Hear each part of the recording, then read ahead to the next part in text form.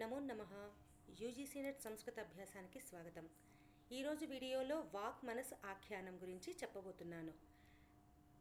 యజుర్వేదము శుక్ల యజుర్వేదము, కృష్ణ యజుర్వేదము అని రెండు భాగాలుగా విభజింపబడింది.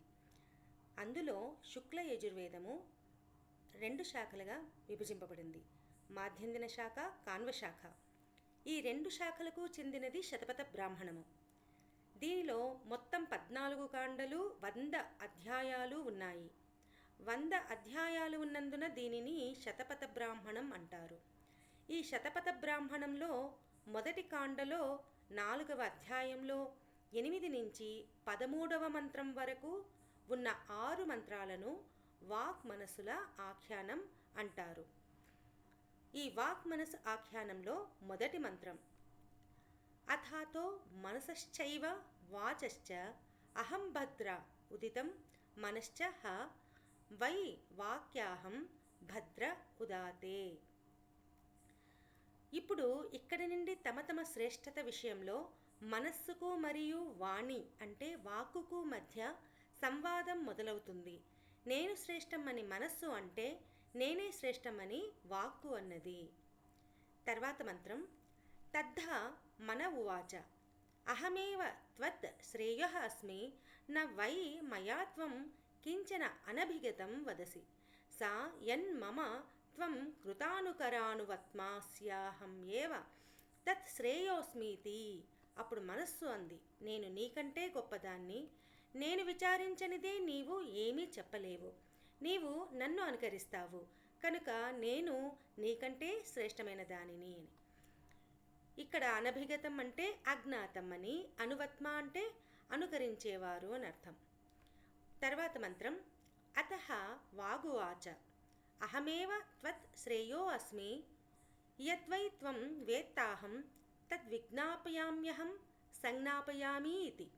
అప్పుడు వాక్ చెప్పింది, నేనే గొప్పదానిని, ఎందుకంటే నీవు ఏమి తెలుసుకున్నావో ఏం విచారించావో దానిని ప్రకాశింపజేసేది, తెలిసేలా చేసేది నేను కాబట్టి అని.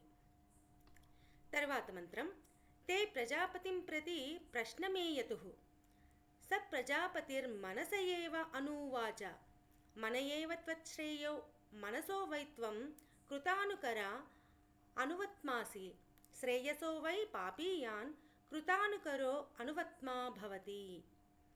వారిద్దరూ ప్రజాపతి దగ్గరికి నిర్ణయానికై వెళ్ళారు. ఆ ప్రజాపతి మనస్సునే సమర్థించాడు.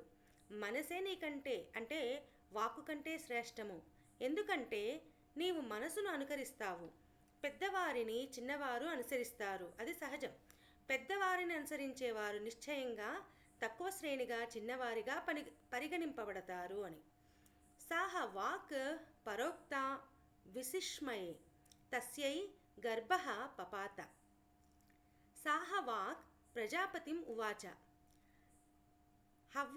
హవ్యవాడేవాహం తుభ్యం భూయాసం యాం మా పరోవాచ ఇతి. తస్మాద్య కించ ప్రాజాపత్యం యజ్ఞే క్రియత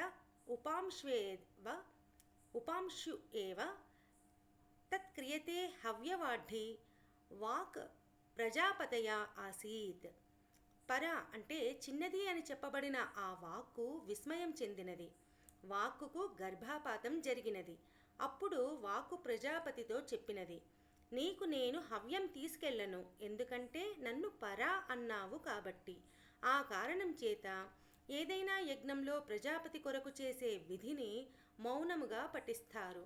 దీనినే ఉపాంశః అంటారు. ఎందుకంటే వాక్కు ప్రజాపతి కొరకు హవ్యం తీసుకెళ్లకుండా ఉన్నది. అహవ్యవాఢి అంటే అవాహకం అని అర్థం. తర్వాత మంత్రం తద్ధైతదేవాః రేతశ్చర్మన్వా యస్మిన్ వా బభ్రుష్ తద్ధ స్మ పృచ్ఛంతి అత్రైవాత్యాదితి తతో అత్రిః సంబభూవ. తస్మాద్ అత్యాత్రేయ యోషితై నస్యేతస్యై హి యోషాయై వాచో దేవతాయా ఏతే సంభూతాః. ఆ స్ఖలిత గర్భాన్ని దేవతలు చర్మంతో చేసిన పాత్రలో ఉంచారు. వారు ఇలా ప్రశ్నించారు, ఏమిటి అది అక్కడే ఉందా అని. అత్రైవా అత్రైవాత్యాదితి. అప్పుడు దాని నుండి అత్రిహి ఉత్పన్నమైనది కనుకే గలిత గర్భము అయిన రజస్వల స్త్రీని ఆత్రేయి అంటారు. అటువంటి స్త్రీతో వ్యవహరించిన వారు పాపి అవుతారు. ఈ స్త్రీ రూపధారిణి అయిన వాగ్దేవత నుండి ఈ గర్భం మొదలైనవి ఉత్పన్నమైనవి. ఇది వాక్మనసాఖ్యానం యొక్క 6 మంత్రముల యొక్క సారాంశము. నమస్సంస్కృతాయ. ధన్యవాదः.